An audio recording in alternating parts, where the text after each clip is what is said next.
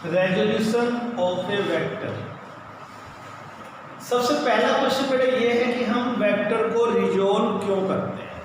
Resolution of a vector का meaning क्या है और कैसे आप इसको यूज करेंगे, या आपको ये कैसे अंदाजा होगा कि यहाँ मुझे वेक्टर को रिजोल्व करना है। कई क्वेश्चन एक साथ होते हैं।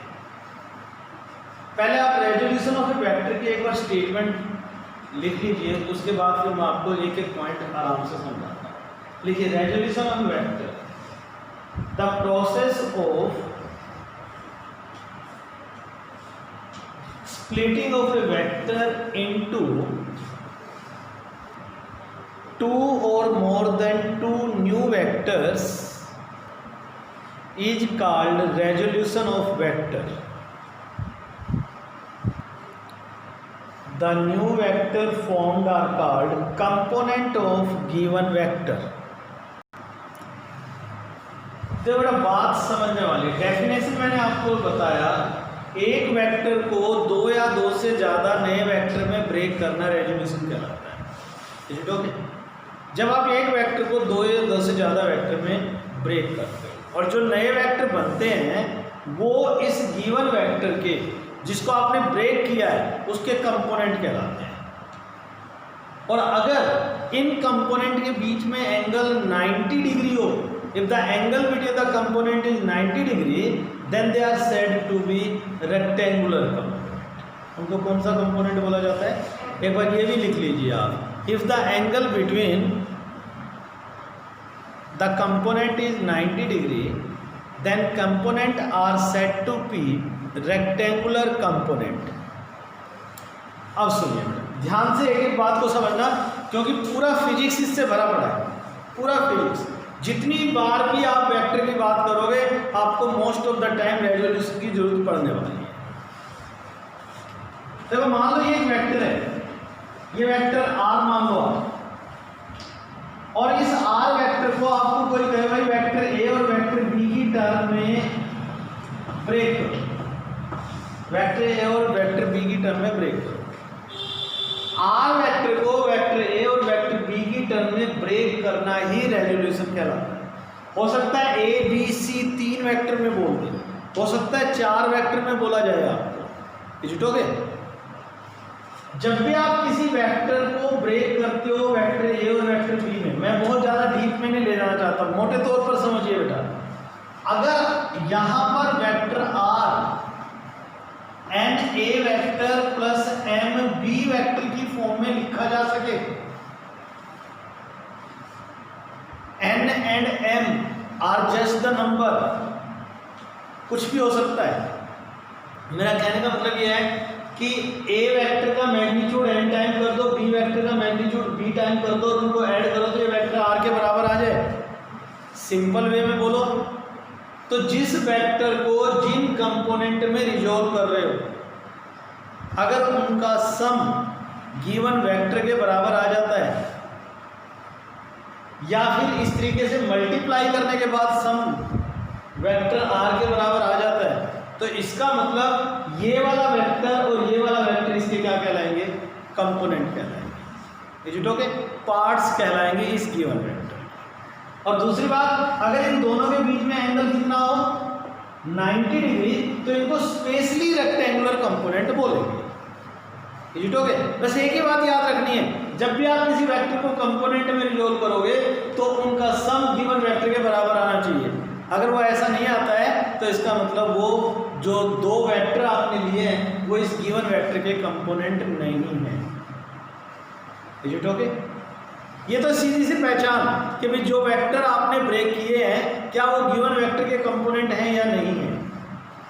और एंगल अगर 90 डिग्री हो जाए तो वो रेक्टेंगुलर कंपोनेंट हो जाएगी। यहाँ तक बात क्लियर हो गई? अब आइए क्वेश्चन ये है कि हम किसी वेक्टर को कंपोनेंट में रिजोल्व क्यों करते हैं? What is the need of resolution? बेटा इस बात को ध्यान से समझना, सबसे बड़ा और सबसे इंपॉर्टेंट पार्ट है ये कि भाई हम रेजोल्यूशन करते क्यों हैं, और हमें बाद में लेटर ये कैसे पता लगता है यहाँ रेजोल्यूशन करना है और यहाँ रेजोल्यूशन नहीं करना है। सपोज करो मैं आपको एक एग्जांपल लेता हूँ, एक ऑब्जेक्ट है वो आगे की तरफ 10 मीटर पर सेकंड से फेंका गया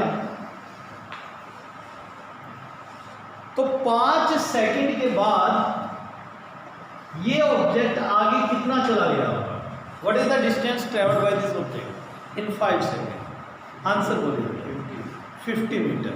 आप सभी को पता है कि ये 50 मीटर आगे चला जाएगा 5 सेकंड के अंदर।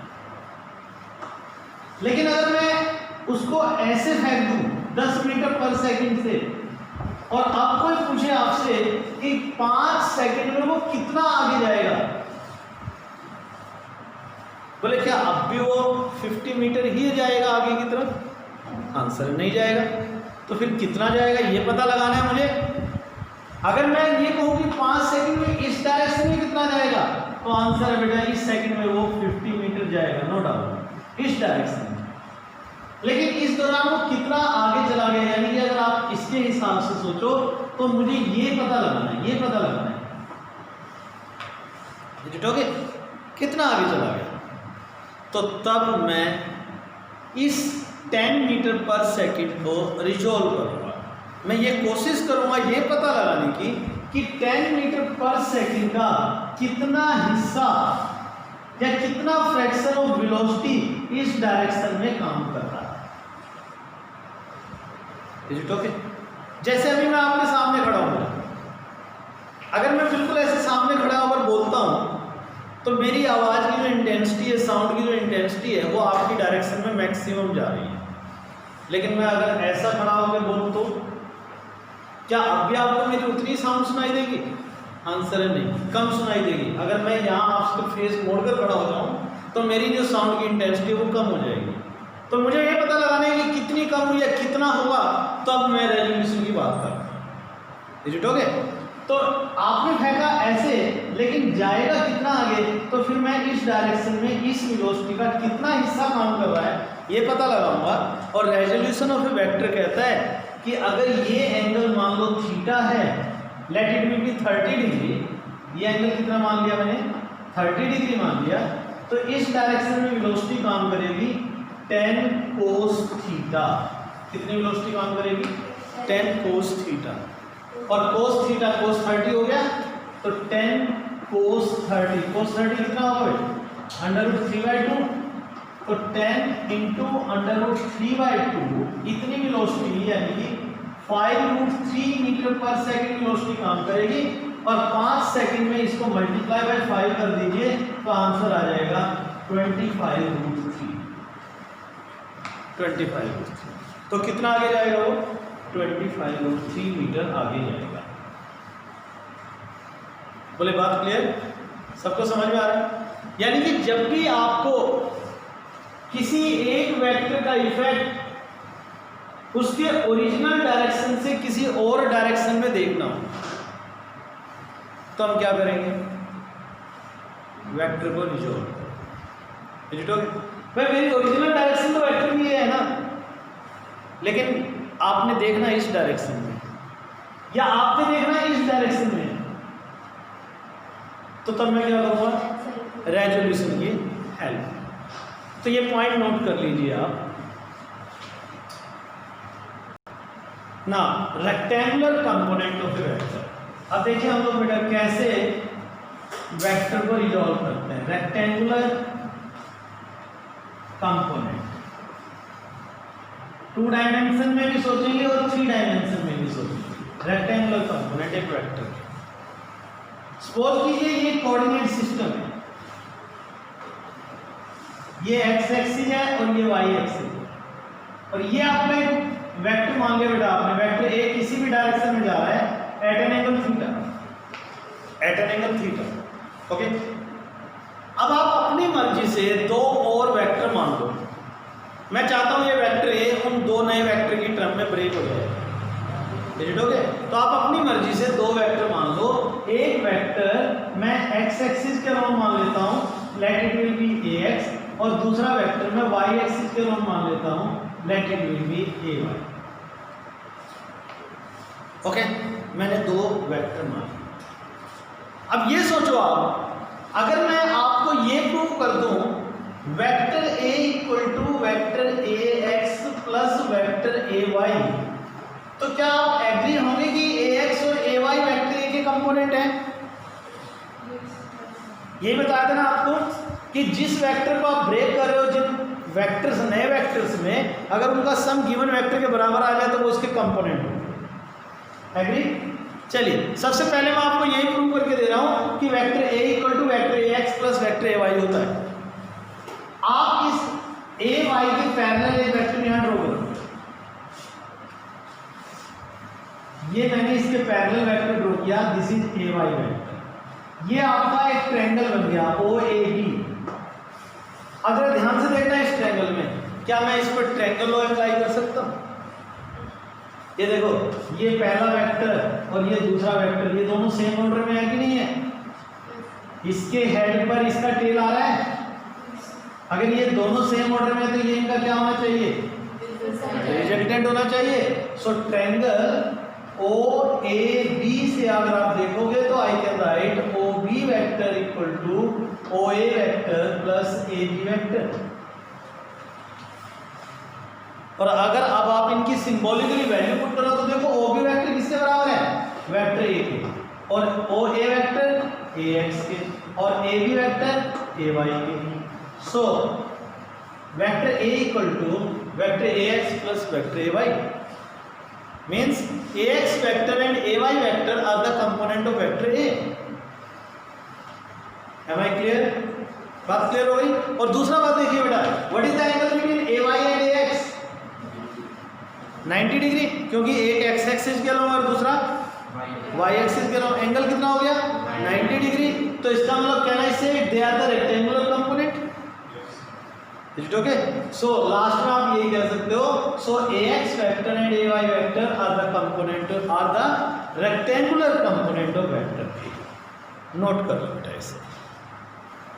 अच्छा एक चीज देखो, अच्छा मुझे एक बात बोलो बेटा, AX वेक्टर इसकी डायरेक्शन क्या है? X axis. इसकी डायरेक्शन क्या है? X axis. क्या मैं AX वेक्टर को ऐसे लिख सकता हूं? AX I cap. एक वेक्टर को या एक वेक्टर के पास दो चीजें होती है बेटा, तो एक उसका मैग्नीट्यूड और दूसरी डायरेक्शन। AX वेक्टर है, इसकी डायरेक्शन कौन सी हुई? X axis. तो I कैप क्या इंडिकेट करता है? X एक्सिस को, डायरेक्शन को इंडिकेट करता है। और AX इसका मैग्नीट्यूड हो गया। It okay? AX इसकी वैल्यू हो गई। ऐसे ही अगर मैं AY वेक्टर के लिए बोलूंगा आपको, can I right AY J cap? क्योंकि AY वेक्टर की डायरेक्शन कौन सी है? Y एक्सिस वाली। तो इन दोनों को आप यहां पुट कर दो, तो vector A equal to AX I cap plus AY J cap. Can I write it like this? क्या वेक्टर A को AX I cap plus AY J cap लिखा जा सकता है?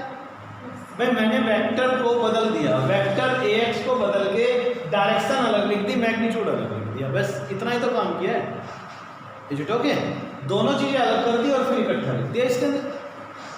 तो this is called representation of a vector. Representation of a vector.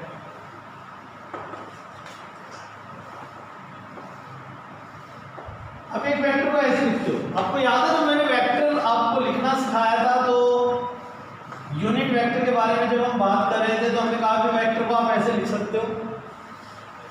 Is it okay? तो ये वही चीज तो है। आप देखो आई कैप के साथ जो वैल्यू आती है इसे आप एक्स कंपोनेंट बोलोगे। क्या बोलोगे आप इसे? X component. यानी कि ये AX की वैल्यू हो गई एक तरीके से, और जे कैप के साथ जो वैल्यू आएगी वो Y कंपोनेंट होगी। याद रह जाएगी ये बात। एक्स कंपोनेंट क्या है? जो आई कैप के साथ है, और वाई कंपोनेंट क्या है? वो जे कैप के साथ जो है। और अगर मैं आपसे पूछूं what is the angle between AX and AY? 90 degree, क्योंकि एक एक्स एक्सिस के अलॉन्ग और दूसरा वाई एक्सिस के अलॉन्ग। इतनी बात क्लियर हो गई? चलिए अब हम AX और AY को एक और टर्म में देखते हैं, एक और टर्म में समझते हैं। ये 2 डायमेंशन में चल रहा है, ये ध्यान रखना बेटा, ये 2 कंपोनेंट आ गए। अगर इसी को मुझे 3 डायमेंशन में लिखना होता तो, अगर इसको 3 डायमेंशन में लिखना होता तो I can write vector A equal to AX I cap plus AY J cap plus AZ K। अगर 3 डायमेंशन में लिखना होता तो हम इसे ऐसे लिख सकते। कोई तीसरा कंपोनेंट भी उसी तरीके से आ जाएगा। Is it okay? बोले बात क्लियर हुई? अब आपको याद है कि जब मैंने आपको कहा था भाई जब एक वेक्टर इस तरीके से दे रखा हो तो इसका मैग्नीट्यूड कैसे निकालते हो आप? Under root of 2 square plus minus 3 square करके। आई होप सबको याद होगा ये पॉइंट। अब देखो यहां से ये बात प्रूव करके देते हैं कि मैग्नीट्यूड निकालने के लिए हम दोनों का स्क्वायर करके अंडर रूट करते हैं। अब क्या करो, ये राइट एंगल ट्रायंगल है, इस पर पाइथागोरस थ्योरम अप्लाई कर दो। राइट एंगल ट्रायंगल में पाइथागोरस थ्योरम अप्लाई करो। So can I write OB square equal to OA square plus AB square. अब वेक्टर साइन नहीं है, अब मैग्नीट्यूड ले रहा हूं केवल। OB square equal to OA square plus AB square. OB A के बराबर है तो A square equal to OA AX के बराबर है तो AX square plus AY square. So A की वैल्यू किसके बराबर आ गई? Under root of AX square plus AY। This is how you can calculate the magnitude of the vector. देखो यहां पर आपने ऐसे तो निकाला था AX square plus AY square, और यहां आप देखो ये फॉर्मूला आप जनरेट कर रहे हैं। बोले डन? कर लो नोटिस है जल्दी से। चलिए अब कैलकुलेट करते हैं AX और AY की वैल्यू क्या होगी, इसका पता मुझे लगा। तो देखो फिर से वही ट्रायंगल, ये ट्रायंगल OAB, इस ट्रायंगल में आप ट्रिग्नोमेट्रिक रेशियोज अप्लाई करना शुरू करो। ट्रायंगल OAB से अगर आप देखो तो OA अपॉन AB, OA, चलो पहले AB नहीं लेते, पहले OB लेते हैं। OA upon OB base upon hypotenuse, बोले किसके बराबर? cos theta. तो it is equal to cos theta. तो OA इक्वल टू आ गया OB cos थीटा। OA किसके बराबर बोलो? AX के बराबर ना, तो AX equal to A cos theta. Similarly आप अगर AB अपॉन OB निकालोगे तो ये साइन थीटा है। AB हो गया AY के बराबर, OB हो गया A के बराबर इक्वल टू साइन थीटा। ये मैथ देख लो भैया, आपको मैथ समझ में आ रहा है कि नहीं आ रहा है? AY equal to A sine theta. Meaning तो मैं भी आपको समझा देता हूँ इनके मतलब क्या है। Base upon hypotenuse cos theta, perpendicular upon hypotenuse sine theta. Is it okay? एक जगह से आपको AX की वैल्यू मिल जाएगी, एक जगह से आपको AY की वैल्यू मिल जाएगी। और तीसरी चीज देखो, दोनों की मतलब परपेंडिकुलर अपॉन बेस कर दो। AB upon OB, sorry OA, it is tangent theta. तो AB AY हो गया, OA AX हो गया, तो टेंजेंट थीटा इक्वल टू आ गया आपका AY अपॉन AX। सो ये कुछ फॉर्मूले निकल आए भैया, ये कुछ फॉर्मूले निकल आए। एक बार आप इस मैथमेटिक्स को नोट करो। जो ये AX है ना, इसे हॉरिजॉन्टल कंपोनेंट भी बोलते हैं बेटा, हॉरिजॉन्टल कंपोनेंट ऑफ वेक्टर, और इसे वर्टिकल कंपोनेंट भी बोला जाता है। Vertical component, horizontal component and vertical component.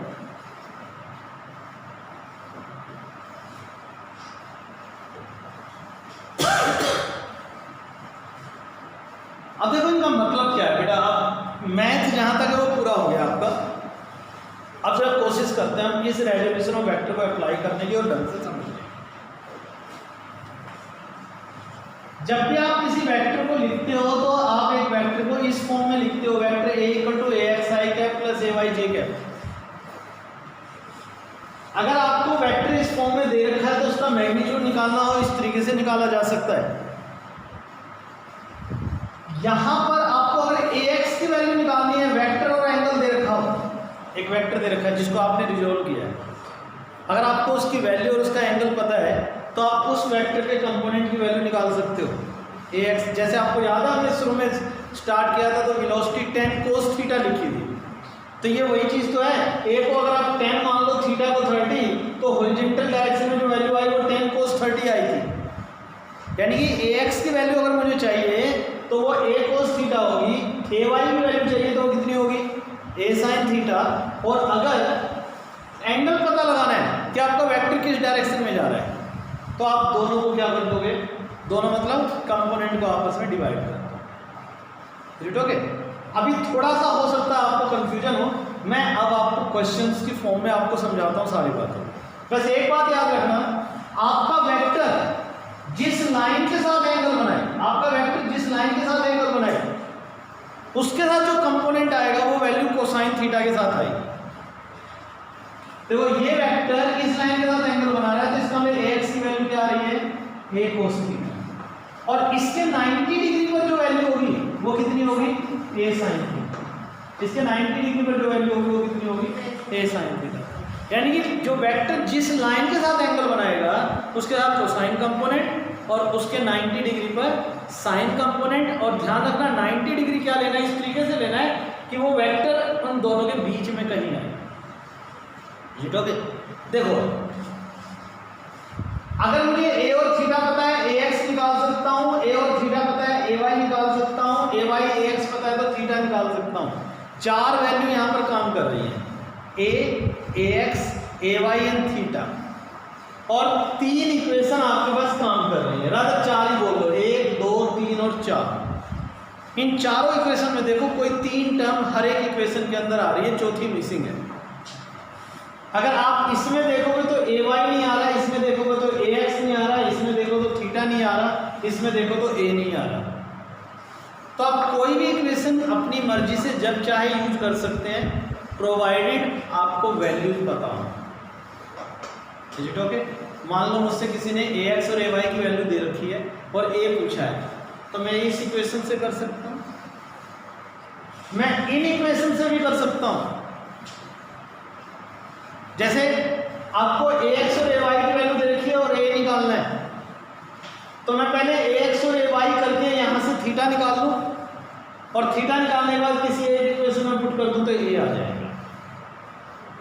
मर्जी है आपकी, डायरेक्ट लगाओ, डायरेक्ट इनडायरेक्ट, घूम के पहुँचो, घूम के पहुँच जाओ, बात उतनी सी रहेगी। अब देखो ये फॉर्मूला मैंने यहाँ कॉर्नर पे लिख दिए हैं, अब इससे रिलेटेड एक दो क्वेश्चन करते हैं, ध्यान से सीखना आप question.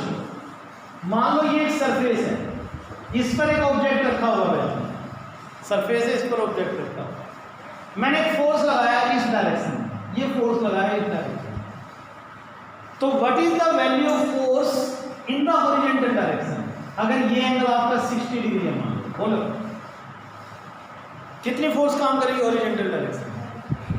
F cos theta, F cos 60, इसके साथ एंगल है ना, इस लाइन के साथ एंगल है ना, तो वैल्यू कितनी हो जाएगी, F cos 60, और इसके 90 डिग्री पर F sin 60। ओके? और सोचो ये सरफेस है, ऑब्जेक्ट रखा हुआ है, आपने एक फोर्स लगाया F उधर, और पर उससे कहीं इस डायरेक्शन में बताओ बेटा वैल्यू कितनी होगी, ये एंगल थीटा है, तो वही F cos थीटा, जिसके साथ एंगल उसके साथ क्या वैल्यू आएगी, F cos थीटा। ऐसे ऐसे नहीं, इस लाइन के 90 डिग्री पर भाई, इस लाइन के 90 डिग्री पर, लाइक दिस, ये F sin थीटा। हमें क्लियर? और सिचुएशन सोचो,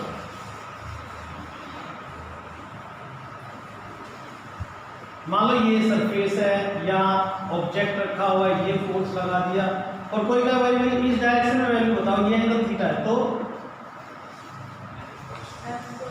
F cos थीटा इधर आ जाएगा, और इसके 90 डिग्री पर F sin थीटा इधर आ जाएगा। Is it okay? जिसके साथ एंगल है उसके साथ क्या आएगा, कोसाइन थीटा, और उसके 90 डिग्री पर sine theta. This is how you have to resolve the vector. अभी आपको याद होगा हमने कुछ क्वेश्चंस इंक्लाइन प्लेन पर किए थे, मैं उन्हीं क्वेश्चन के बारे में बात करूं। ये एक इंक्लाइन प्लेन है, यहां ऑब्जेक्ट रखा हुआ है, अब आपको वो चीजें याद आएंगी भाई, इसका वेट किधर काम कर रहा है, नीचे की तरफ। ये एंगल थीटा है। आपको याद होगा हम यहाँ पर क्या लगाते थे, आर, और फिर इस वेट के कंपोनेंट रिजॉल्व कर लेते थे। तो ये एंगल ज्योमेट्रिकली इसके बराबर आता है। तो बताओ इस वेट की कितनी वैल्यू काम करेगी यहाँ पर, W cos mg cos theta, right. दिया बोर्ड पर देखो, ये W नीचे काम कर रहा है, इसके साथ एंगल है, तो कितनी वैल्यू काम करेगी बोलो, mg cos थीटा, यानी कि W cos थीटा, और इसके 90 डिग्री पर W। बताइए समझ में आ रहा है। This is how you have to apply the. अगर आप प्रोजेक्टाइल मोशन में सोचो, प्रोजेक्टाइल मोशन के अंदर हम एक ऑब्जेक्ट को ग्राउंड से एक सर्टेन वेलोसिटी से फेंकते हैं, u वेलोसिटी से at an angle theta. Later on हम इसके बारे में बात करेंगे। तो प्रोजेक्टाइल मोशन ऐसे जाती है, ऐसे जाती है। तो इसे आगे ले जाने वाली वेलोसिटी कितनी काम करेगी बोलो, what is the value of velocity in the horizontal direction है, u cos थीटा। ओके, तो इस डायरेक्शन में जो वेलोसिटी काम करेगी वो u cos थीटा काम करेगी, और इसके अपोजिट डायरेक्शन बढ़ के 90 डिग्री पर u sin थीटा। यानी कि इस ऑब्जेक्ट को ऊपर ले जाने का काम ये, और आगे ले जाने का काम इसने करना है। तो वो कैसे आगे गई, कैसे पीछे गया, तो कैसे पता लगाओगे आप, उसके कंपोनेंट रिजॉल्व करके। ओके, आपका वेलोसिटी इस डायरेक्शन में सबसे ज्यादा काम कर रहा है, और ये दोनों कंपोनेंट मिलकर इसके बराबर ही आएंगे। देखो एक पर्टिकुलर एग्जांपल बताऊं आपको, एक पर्टिकुलर एग्जांपल। सपोज करो एक ऑब्जेक्ट यहां से 3 मीटर आगे जाता है और 4 मीटर ऊपर चला जाता है। तो बताओ यहां से कितनी दूर है, 5। आप लगा के देखो, ये वाला कॉन्सेप्ट लगा के देखो। तो मतलब क्या है कि इन दोनों कंपोनेंट का कंबाइंड बिहेवियर बिल्कुल वैसा ही आएगा जैसा वेक्टर का। मतलब जो काम आपका u कर रहा है वही काम u cos थीटा और u sin थीटा मिलकर कर रहे हैं। चेक कर लो यहाँ पर। क्या मैं इसको ऐसे लिख सकता हूँ, a cos theta i cap plus a sin theta j cap. बोलो बेटा, ax की वैल्यू a cos थीटा और ay की वैल्यू a sin थीटा। अगर मैं ये दोनों वैल्यू यहां पुट कर दूं इस टर्म में, आज इसे सोल्व करके देखना, a cos थीटा का whole square plus a sin theta whole square, ऐसे लिखूंगे ना बेटा। अगर मैग्नीट्यूड निकालना है तो मुझे ax की a cos थीटा रख दिया, ay की a sin थीटा कर दिया। आप इस स्क्वायर को ओपन करके देखो तो क्या बनेगा, a square cos square theta plus a square sin square theta. a square cos square theta किससे नहीं, a square sin square theta whole under root. इन दोनों में से a स्क्वायर कॉमन ले लो तो cos square theta plus sin square theta whole under root. ये 1 के बराबर हो गया, a स्क्वायर का अंडर रूट a आ। देख लो ये वाली a के बराबर। ओके, तो जब आप वेक्टर को रिजॉल्व करते हो तो बेटा काम तो उसने वही करना है, उसके कंपोनेंट मिलकर वही काम करते हैं जो वेक्टर करता है। लेकिन अगर आपको अलग अलग इफेक्ट देखना है किसी वेक्टर का अलग अलग डायरेक्शन में, तो आप बड़े आराम से इसे देख सकते हैं।